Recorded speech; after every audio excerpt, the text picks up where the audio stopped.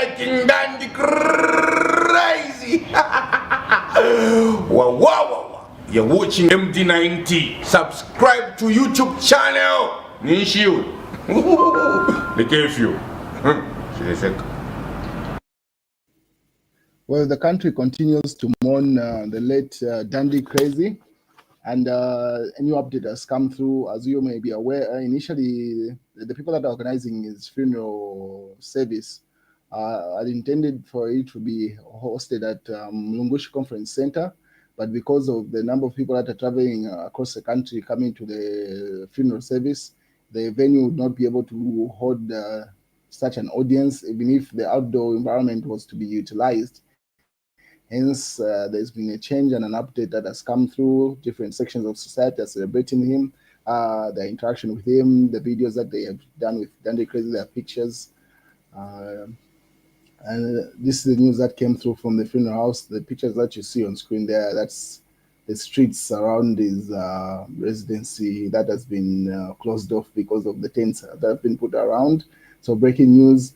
Send off for Wesley Chivambo, aka Dandy Crazy, moved to showgrounds from Lungu Conference Center, according to Derek Kondowe. That's a family spokesperson. So I'm pretty sure more details will come through before Monday when the service is likely to take place, or the send-off event. What is our position too divided? If elections were to be held today, Hakainde Hichilema would win. That's Saboyi Imboyela, she says in the News Diggers. So Savoy is still part of the Uka Alliance, which Edgar Lungu left, and now is part of the Tonse Alliance. So she says if the elections that we hold right now, Hakainde would win. That's according to Savoy Boy. And the reasoning is the opposition is still divided. What is police charge Dandy Killer with dangerous driving? So the truck driver that hit into Dandy Crazy's car has been charged with dangerous driving, and that's the update coming from that. What is Chief Etayari says over retirement and reconciliation? Please bear in mind that the nomination for Petauke and Pembeshe are on Tuesday, 7th January 2025. So those are the by-elections that are coming up in a month's time. So it says be aware of that, in as much as the nation is mourning. On Monday, Tuesday, it's expected those nominations will be taking place.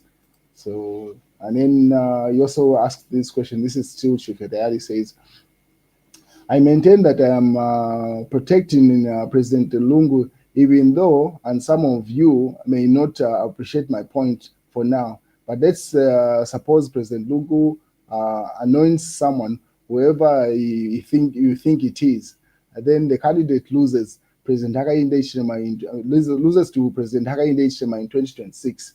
What do you think will happen to President Lungu? Do you think President Hichilema will spare him?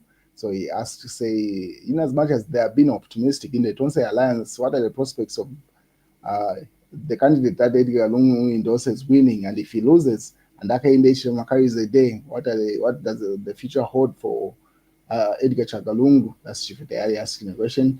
Do you think President Lungu will ever be considered as a statesman as long as UPND is in power after that? So they ask.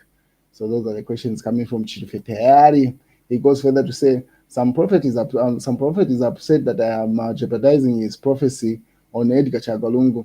But why didn't he foresee that the eligibility case will bar him and put him off the race completely? Don't blame me, Chief Etayari there, responding to some prophet, whoever it is in that case. And he goes further to say, home is where the heart is. I might as well get comfortable around here because it seems we have a long way to go. Next week, UPND will be renewing my refugee permit.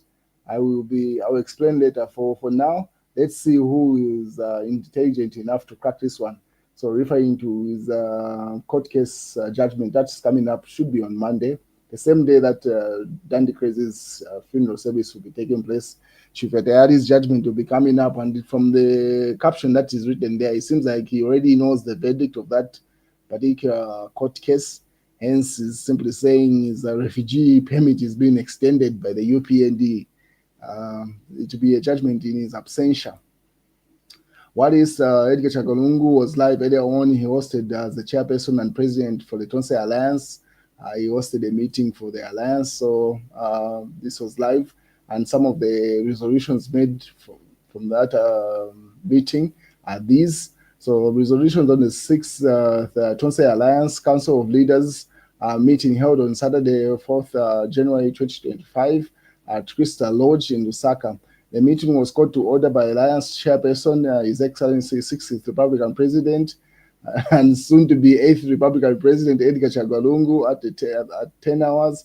All members were in attendance with the exception of Vice Chairperson Professor Dan Pule, Christian Democratic Party, sent apologies. He was indisposed and the following were resolved. So the Tonse Alliance has resolved it should admit a Forum for Democracy and Development (FDD) party under the leadership of President Edith Nawakwi as a member of the alliance with immediate effect. So simply means Edith Nawakwi has joined the Tonse Alliance according to that first resolution. And the second resolution, the Tonse Alliance has invited Zambia Must Prosper party to join the alliance, and that its party president, Council Kelvin Wayafuve, KBF, was in attendance at the meeting as a guest, pending finalization of admission procedures. So those are the two key notes that have come out of the meeting that Edgar Lungu was hosting today for the alliance. Edith Nawakwi and KBF have officially joined the alliance, literally, or in as much as they're saying KBF is ratification is likely to happen later on in the week or something like that. I'm pretty sure it's going to be before the by-elections that are slated for February. So those are the updates coming through from that alliance. What is the UPND is here to stay, according to Obvious Mariteta. The Lusaka Province chairperson, Obvious Mariteta, says thousands of Chawama residents who trooped to Lewis grounds in Chawama this afternoon to witness the ongoing polling station committee audit signify the growing popularity that the ruling party has continued to enjoy, and UPND is here to stay pretty much throughout 2026 and beyond. That's Obvious Mariteta there. And then in the Daily Mail, Zambia among top 10 GDP in 2025. And Given Winter says they promised heaven, delivered purgatory. So referring to the UPND to say they overpromised and have not delivered on anything in that regard. While Shishua turns monkeys mimic to cows. And then also fuel shortages, political violence in Mozambique to blame. As you may be aware of the post-elections violence that have been happening in Mozambique, and that's been credited or attributed to be as the reason for the current fuel shortage in the nation. What is in the Real Times, Lesana Nasatana and MUST, Drug Enforcement Commission, apprehend members of notorious drug trafficking cartel. So they've been very active. And then King Dandy burial set for Monday, that's still in the Real Times. Federal medical certificates, XOHSI. And then 19-year-old teenage accused man, that's still in the Real Times. What is 2025 will be tough.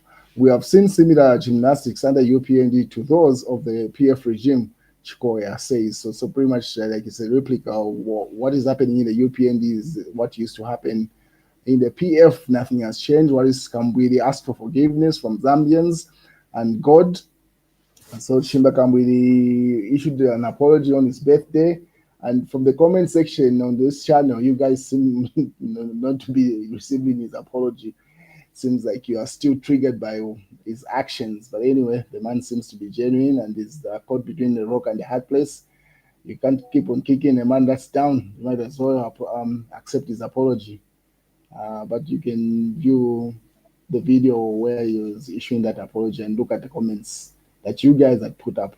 Anyway, that's the news, ladies and gentlemen.